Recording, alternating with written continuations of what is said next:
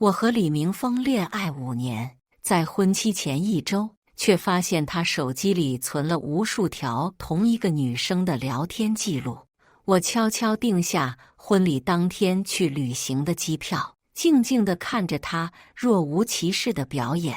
婚礼当天，新娘逃婚，他却慌了。大家好，开始今天的分享之前，希望你能给人间烟火点个订阅。我将会分享更多优质的内容。张经理，您上次说的外地分公司名额还有吗？我想好了，我要去。上司听见我同意去外地工作，语气里满是欣慰。行，我现在就把你的资料报上去。只是听说你快结婚了，没事，不接了，放心吧。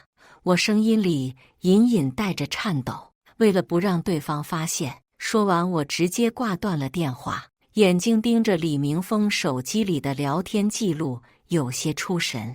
我们毕业后就进入了同一家公司，在不同的岗位工作。今晚他去参加同事为他举办的聚会，手机关机，领导找不到他，又急需一些文件，电话才打到我这里。于是我第一次打开他的手机，却发现了这些聊天记录。一瞬间，5年的回忆涌入脑海。在一起这么久，他从没留下我们恋爱的任何痕迹，却把跟另一个女生的点滴都保存下来。直到这一刻，我才明白，只是我对他来说不重要。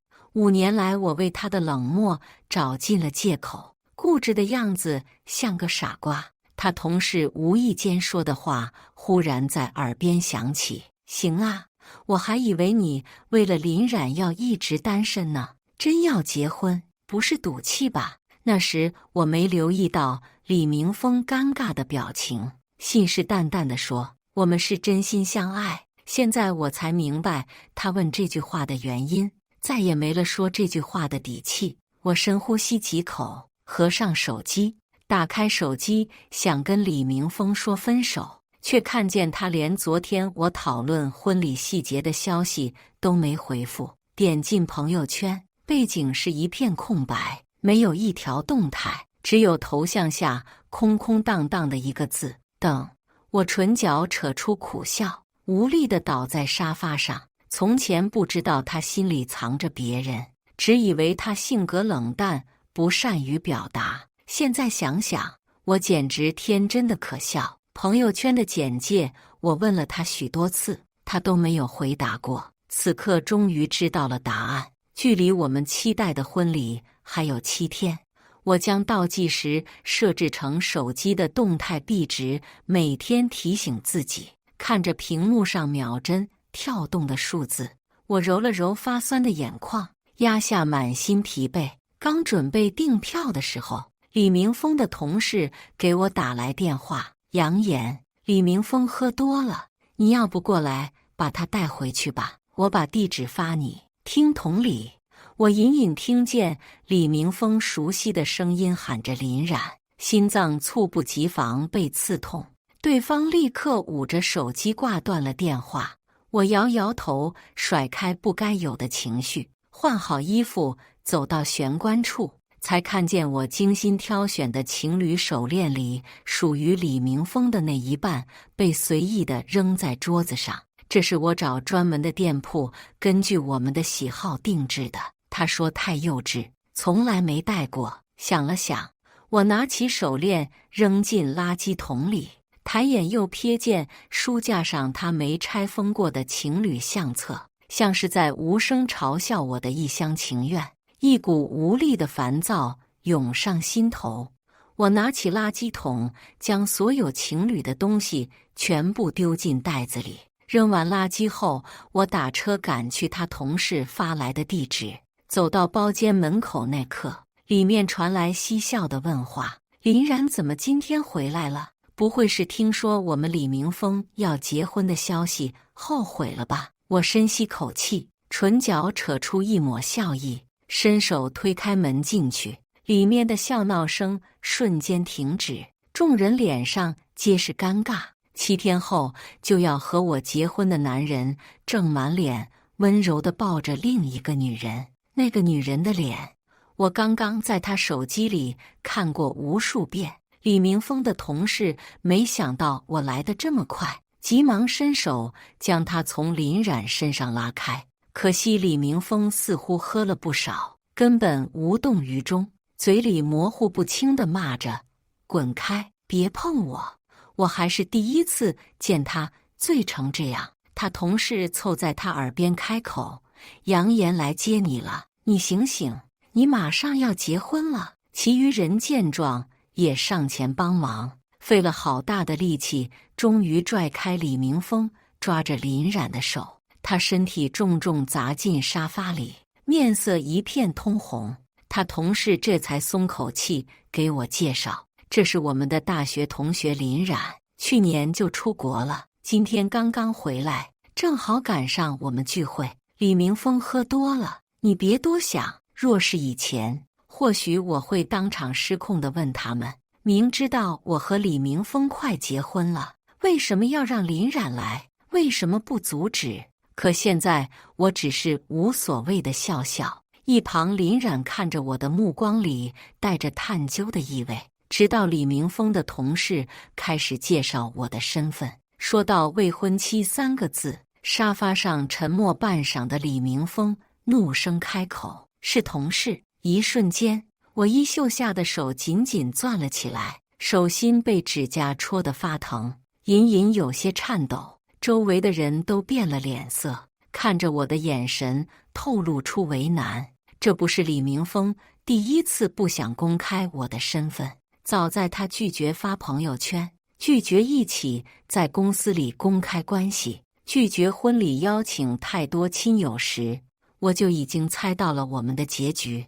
只是不甘心地想用5年的感情赌一次，结果还是输了。我依旧强撑着笑意，和林冉点头：“你好，我是李明峰的同事杨岩，你比照片里更漂亮。”一句话说完，包间里彻底没了声音，众人神色各异的面面相觑。林冉不以为然地笑了笑，伸手去拿桌上的水果。结果刚刚倒下的李明峰又一次挺直了身子坐起来：“林冉，你对桃子过敏，不能吃。”林冉伸出的手顿在半空，看着他认真的表情颇为好笑，柔声道：“你怎么和几年前一样啊，傻子，这是苹果，你喝醉了。”那一刻，我脑海里似乎有什么东西轰然炸响，碎片刺得我心脏血肉模糊。原来他不是记不住，只是不关心我而已。5年来，我无数次提醒过他，我花生过敏，可他做饭的首选永远是花生相关的菜品。我从一开始的生气，到后来的妥协，甚至欺骗自己，他只是工作太忙了，脑子里装不下其他东西。可今天现实又一次将我抽醒，每一个细节都在揭露他不爱我的事实。我面无表情地将他从沙发上扶起，下楼打车时，林冉却追了出来，温柔的眼神笑眯眯地望向李明峰的脸，嘴里跟我细心叮嘱：“李明峰酒量不好，而且对某些药物过敏，你回去帮他冲一杯柠檬水，水温不能超过50度。他很快就没事了，不然第2天早上起来会难受。”这些事李明峰从来没跟我说过。我咬咬牙没说话，转身准备上车，他却又一次将我叫住：“对了，要不我加你联系方式吧，晚上他有什么不舒服的你可以问我。”李明峰喝完酒睡觉就不老实，你晚上得一直注意他，万一踢被子就立刻要盖上，否则明天肯定会感冒的。我指甲用力的几乎要嵌进血肉里，睫毛不住的颤动，盯着他无辜的双眼看了半晌，终于点点头。我们互相加了好友，这才发现他的朋友圈背景竟然是跟李明峰的合照。照片上几年前的2个人青春洋溢，眼神坚定，手牵着手。上车后车门关闭那刻，泪水顺着我的眼角无声滑落，从前只听别人说白月光的厉害，我还不以为然，坚持真心总能换到真心。可这一刻，我的念头动摇了。路上李明峰的手机几次震动，都是林冉发来消息问他有没有安全到家。我解锁了屏幕，本来想礼貌性的回一句，却看见他和朋友的聊天记录。假结婚是我最后的办法，如果他还是不回来，我就真的要放弃了。你在群里发一下我结婚的消息，别跟其他人多说。我戳在屏幕上的手指顿住，猛地关掉手机，呼吸却忍不住急促起来，好像再怎么张口，氧气都无法进入胸腔，泪水顺着眼角流淌得越发肆意汹涌。怪不得他1周前忽然跟我求婚，没有戒指，没有婚房，没有彩礼，只有一句：别告诉家里人。我还以为是他觉得这些形式不重要，以为自己的付出终于得到了他的回应，却没想到期待5年的婚礼不过是他刺激林冉回国的筹码。我心底对这段感情的最后一丝不舍终于彻底耗尽，只能不断安慰自己，既然已经决定了离开，那他们的一切都不再和我有任何关系。到家后，李明峰的酒意醒了几分，进门直接自己去了卫生间里洗漱。我按照林冉的话给他准备了柠檬水。最后的7天，总不想给自己这段感情留下遗憾。刚在沙发上坐下，领导就打来电话，说离开前交接手头上工作的事。电话挂断，李明峰烦躁的声音猝不及防地响起：离开？你去哪？他一手擦着湿漉漉的头发，面无表情地朝我问话。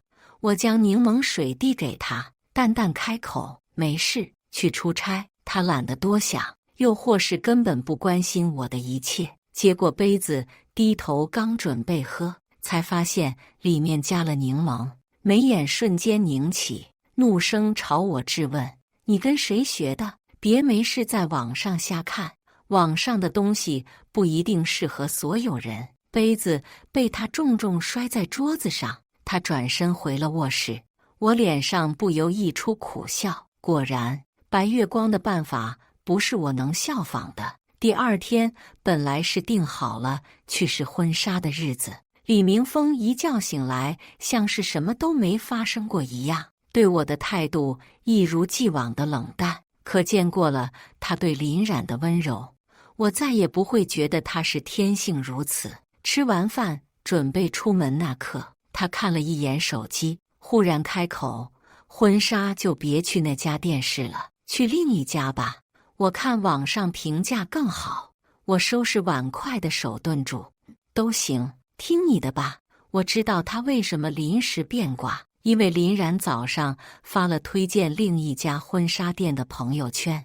我没当面戳破他幼稚的谎言，只是不想在感情快要结束的时候让自己难堪。距离出国只剩下5天了，我想给彼此留些体面。出门前我就猜到今天会发生什么，所以特意挑了舒适的鞋子。到了婚纱店，李明峰抬眼眺望半晌，终于在角落里看见一道熟悉的身影，没跟我打招呼，下一秒他就直接转身去找林冉。我看着满脸疑惑的店员，不好意思地笑笑：不好意思，今天不是了，钱我们照付。即便穿了舒适的鞋子，可心情沉重的我在街道上还是举步维艰。我好不容易走到李明峰身边，他正对着林冉眉飞色舞的聊天，新郎的外套被他随意搭在肩上，目光落在我身上那刻，眉头明显的紧皱起来，像是生怕我说漏了嘴，在林冉面前曝光我们的关系。他急忙道：你过来干什么？我就跟我同学聊一会。我表情愣住，唇角扯出笑脸。公司有点事没处理完，我得回去一趟。穿着裙子没装手机，只能过来跟你说。他眼底闪过一抹愕然，换作从前我肯定会当场拉下脸。可这次我一句话也没多说，不想在他跟前碍眼。他脸色缓和下来，点点头，没吭声。我转过身，一步一步地离开，耳边传来的声音渐渐听不真切。你别多想，就是同事拉着我来看看，非要我给点意见。我没说谎。回去后一整天都在公司里忙着交接工作，晚上回到家，他却意外地做好了饭菜等我。见我进门，他立刻收起手机，表情有几分不自然。你回来了？怎么今天这么晚？饭已经弄好了。今早看你好像瘦了些。我脚步顿了一瞬，瘦了吗？好像从看见那些聊天记录起，就没怎么吃饭。此刻看见满桌油腻的菜，我眉头蹙起。你自己吃吧，我没胃口，去休息了。转身时，脚踝上被鞋子磨破皮的伤口暴露在李明峰视线里。我刚进卧室，他就拿着医药箱走到我面前。记忆里，这似乎是5年来他第一次对我流露关心。可惜伤口已经结痂了，我也不再需要他。我婉拒了他的好意。李明峰脸色沉了沉，重新走出去，拿了一个水果放在床头边。对不起，早上我确实没想到他会去婚纱店。认识那么久的同学，碰见了总不能不打招呼。你别多想。我不等他说完，我扫了一眼床头的水果，出声打断。我已经戒水果很久了，吃饭也只吃清淡的。你忘了，为了婚礼时自己处于最佳状态，我苦行僧一样的日子过了近半个月，他却对此毫不在意。在一起这么久，第一次低头就被我接连拒绝。李明峰终于没了好脸色，表情恢复成一贯的冷漠。这次他转身出了房间，没再进来。到了凌晨，我肚子发出咕咕的叫声，起身轻手轻脚地去喝水时，才看见客厅里他手机屏幕发出的微弱光线，光照在李明峰脸上。他手指飞快地按动键盘，笑得开心。想起他说自己从不熬夜，所以不愿意陪我过生日的话，我心下又冷了几分，没去倒水，直接转身回了房间。最后3天是原本计划领证的日子。我走出房间那刻，他已经没了踪影，没有一句解释，没有一条消息。我习惯性地点开林冉的朋友圈，果然看见他发了生病输液的动态。什么时候才能学会照顾自己？过了几年，还是要靠着你。一个成年人，怎么在清楚知道过敏源的情况下，把自己搞到生病？我无从得知，也不想再浪费时间探索。我耗费1天时间收拾了自己的行李。李明峰到晚上依旧没出现，只发来一条工作加班的消息。我看着屏幕上的4个大字，满心讥讽。他连骗我的话都不愿意动脑子。那天和他组长打电话，对方特意说为了让他放心休婚假，没再给他安排工作，估计他这会是在医院里加班吧。凌晨，手机壁纸上的倒计时终于变成了0。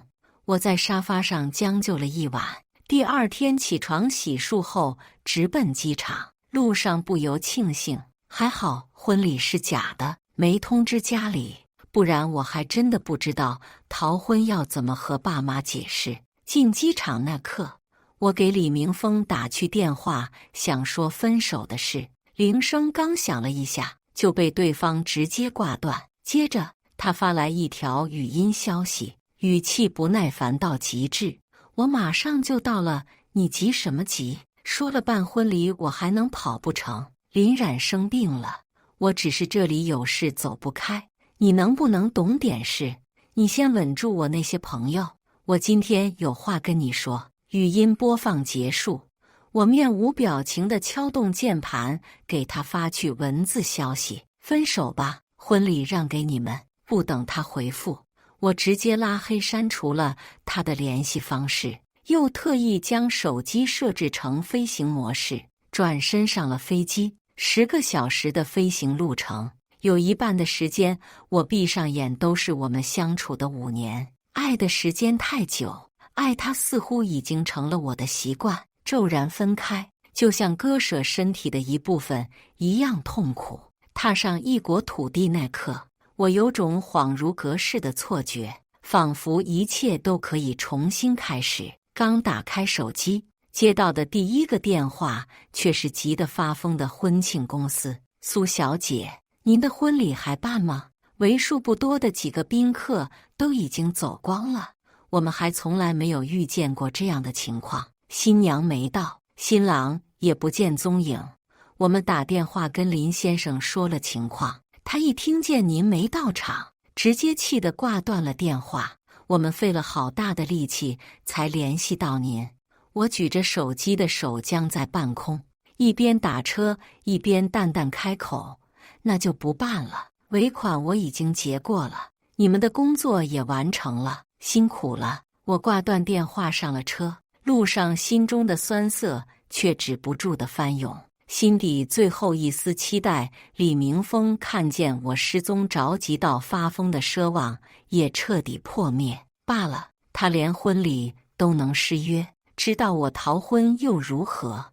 我按照上司给的公寓地址赶到楼下，刚提着行李准备上去时，李明峰的同事又打来电话，我们都已经分手，以后跟他的同事更没有联系的必要，还是把话说清楚吧。我犹豫2秒才按下接听，对面却响起李明峰恼怒至极的骂声：杨岩，你发什么神经？谁给你的胆子拉黑我的号码？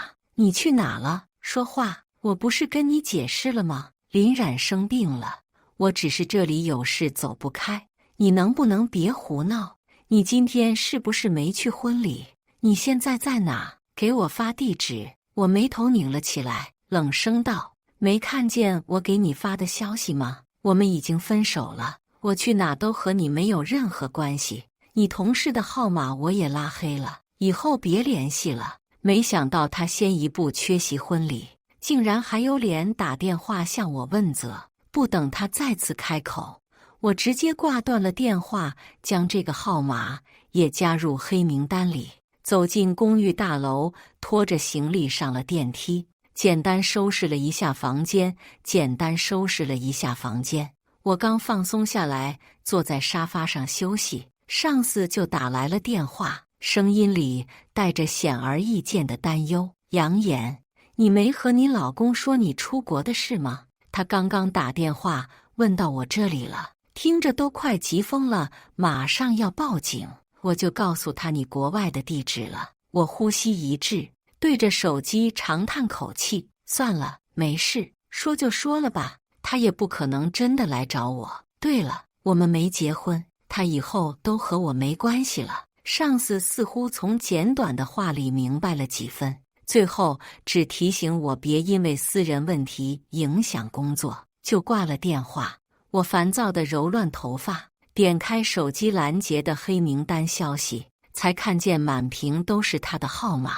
在一起5年，他主动联系我的次数加起来都没有今天1天多，真是可笑又讽刺。或许他是不想让自己简易的婚礼同时缺席2个主角，太过难堪吧。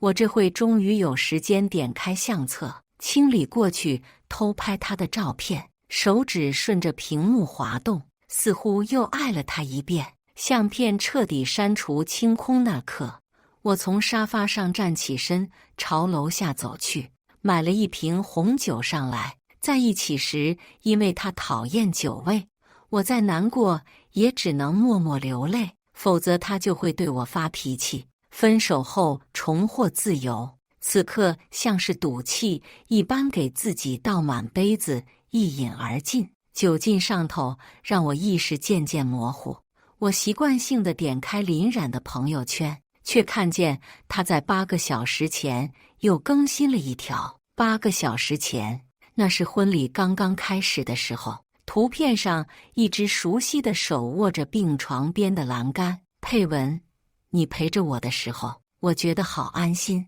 什么都不怕了。泪水登时溢出眼眶，我唇角浮起冷笑，手颤抖着打出一行字：我打错又删，删了又打。半晌，他评论区里多了一句话：你赢了，你的安心我还给你。我删除了他的联系方式，给这段感情画上最后的句点。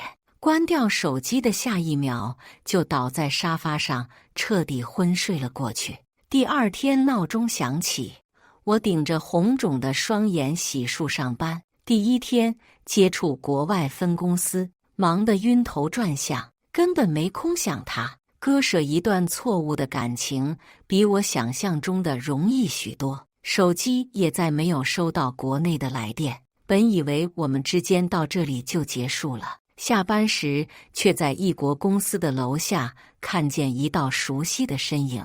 李明峰背对着公司大门，攥着手机，语气满是不耐。病情又严重了，找医生啊！我又不是医生，我这边还有事。他生病找家人，不比我过去方便吗？行了，没事，先别给我打电话。我瞥了一眼，脚步没停，绕开他就准备回公寓里。可刚走出2步，耳边响起急促的脚步声。不等我跑起来，手腕已经被李明峰紧紧攥住。你出国为什么不告诉我？就因为我送林冉去医院的事吗？我不是已经跟你解释过了？你能不能别闹了？家里的东西怎么都搬空了？那是我们共同的家，我没有知情权吗？本以为我已经足够坚强，可在异国又一次遇见他，听见他嘴里责怪的话，泪水还是难以控制地涌出眼眶。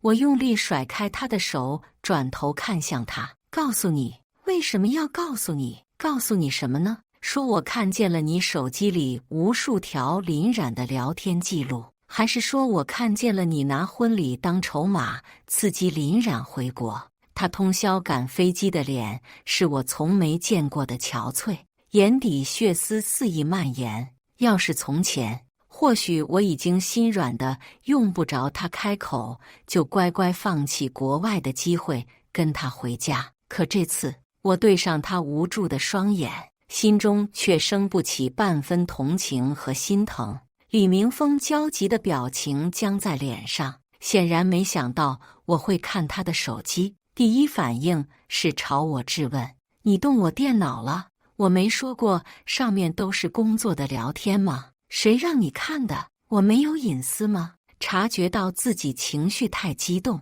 他深吸口气，刚想解释，我当场冷笑出声：你忙着聚会，抱着林冉哭，你组长联系不到，你又着急要文件，电话打到我这里，你以为是我想看？我看一眼都嫌恶心。这是我恋爱5年来第一次对他冷脸，态度决绝。李明峰却以为我是在吃醋胡闹，再次开口时语气温柔下来，带着几分讨好的意味。手机里的东西我可以解释，那只是存的时间太久了，我忘记删除了。婚礼的事，我之前被他甩了，你也知道，就是在朋友面前这样说，想给自己留点面子。没想到你会误会，你相信我。从说出跟你结婚那刻起，我心里早就没有他了。照顾他也不过是出于朋友的道义。正好他回国了，我也想跟以前的事情做个了结。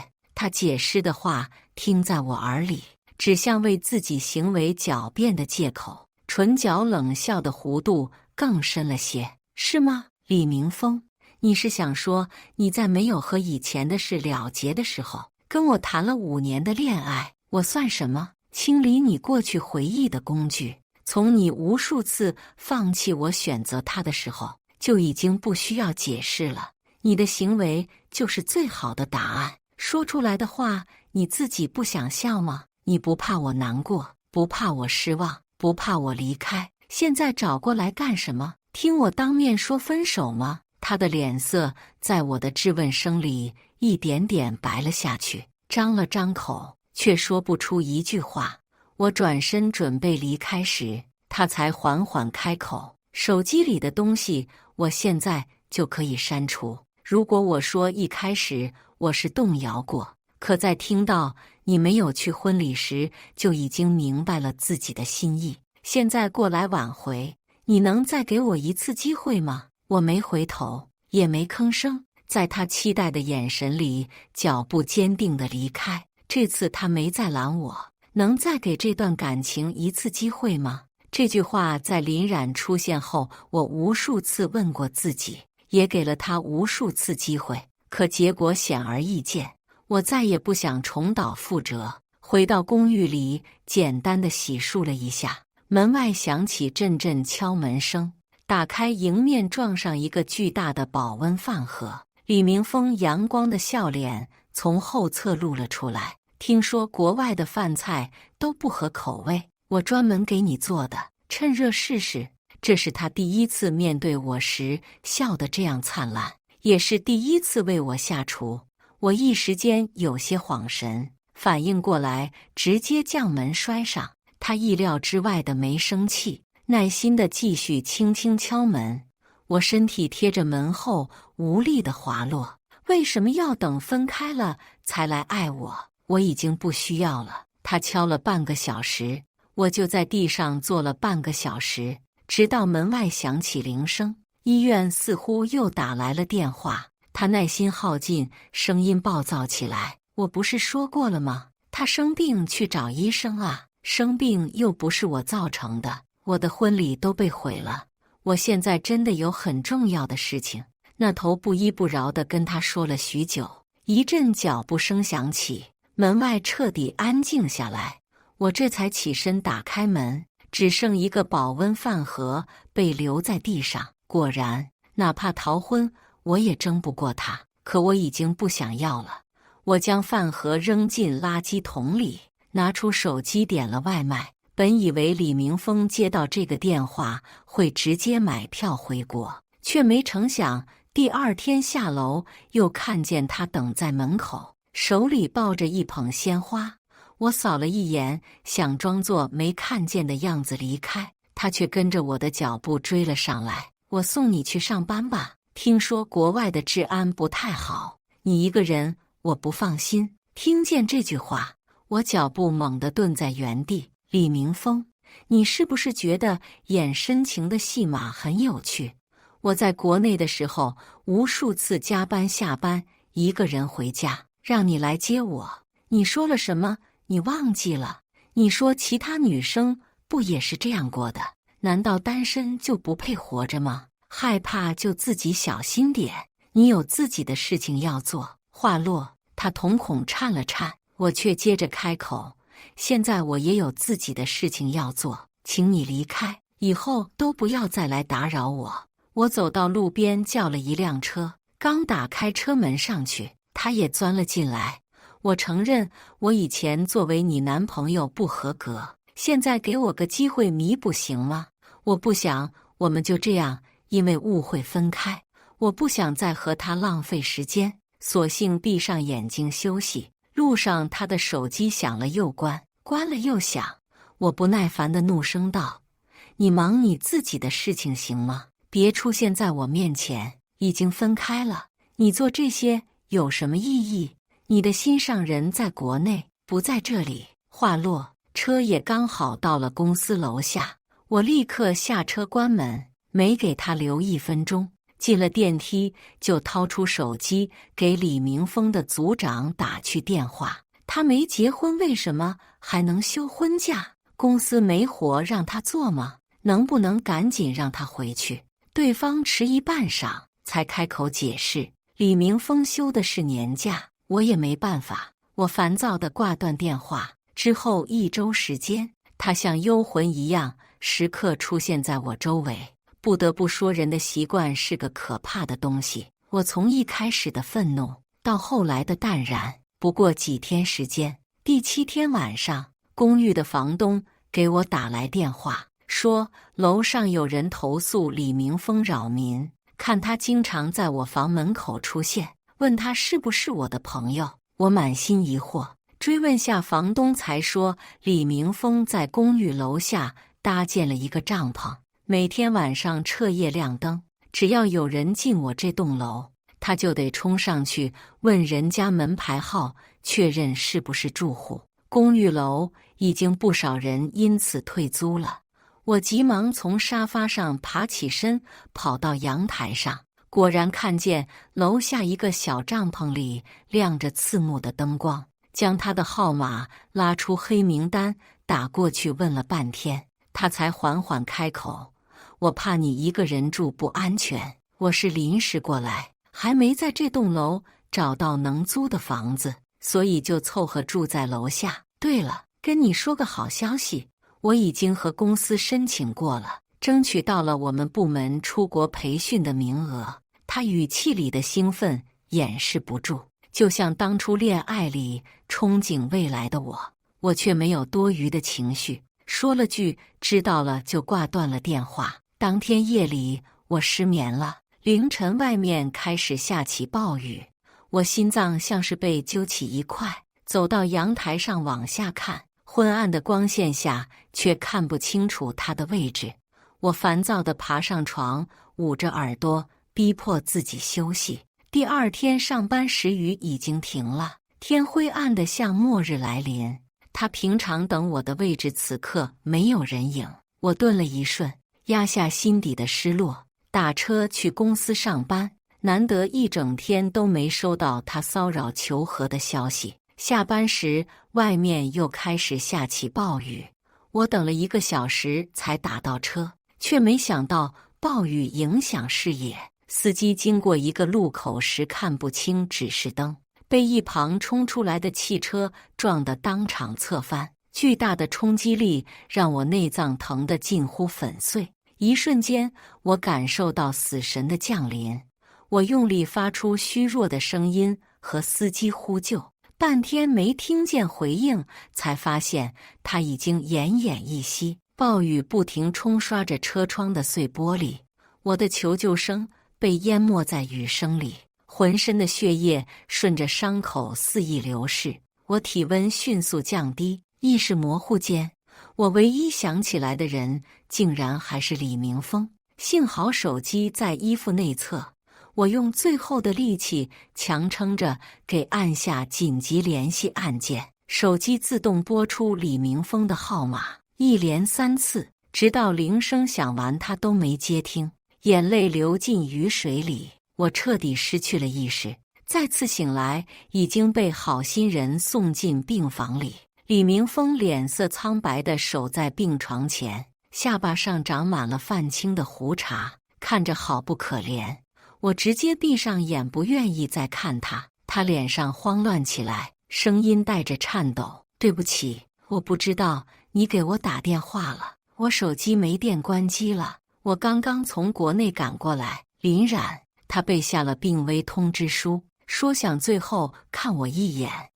跟我有什么关系？我们已经分开了，你去看谁是你的自由。是我又一次自作自受，非要血淋淋的教训摆在眼前，才愿意相信自己始终在他心里没有一席之地。呼吸间断裂的肋骨疼得我额头渗出冷汗，他伸手帮我擦拭，我只冷声道：“滚，我们到此为止，以后别出现在我面前，去找林冉吧。”李明峰终于意识到自己要永远的失去我，急忙开口：“我已经回去看过了，我没想到他会拿这件事骗我，我以后都不可能相信他了。我跟他也已经说清楚了，以后他和我没有任何关系。重要吗？”我声音里没有丝毫情绪，看着他的眼神像是看着一个陌生人。他眼底的情绪渐渐绽开裂痕，张口想解释，却无话可说。你相信我一次，瑶瑶。我眉头拧起，忍着呼吸时胸腔的剧痛开口：“李明峰，我们结束了，彻底，永远，别让我恨你。”他瞳孔颤抖起来，朝我伸出的手僵在半空，对上我满是恨意的双眼，终于没再开口。僵持几分钟后，他彻底败下阵来，转身离开了病房。他的身影似乎消失在了我的生活里，除了每天病房门口按时送到的中餐。出院后，我回到公司里，路过他的部门时，他正埋头写着方案。我们成了这间公司里彼此最熟悉的陌生人，连工作上的交流都要靠邮件。整整1年，他以为他藏得很好，可我还是能注意到会议上注视我的那道眼神。随着时间的流逝，越来越炽热，直到一大捧玫瑰送到我办公桌上，他发了疯地冲到我面前质问。我看着他为爱疯狂的嘴脸，和几年前的我如出一辙，我却只淡淡道：“恋爱了。结婚的时候给你发请柬，是那天暴雨里救我的人。”他听见这句话后，失魂落魄地离开。第2天，公司就发出消息，他已经培训结束回国，这是我们最好的结局。当天，我和男友商量了婚礼的日期，这次我要当幸福的新娘。以上就是今天分享的故事，大家有什么想说的、想吐槽的，欢迎在下方评论交流，也更希望能给人间烟火点个订阅，我将会分享更多优质的故事内容。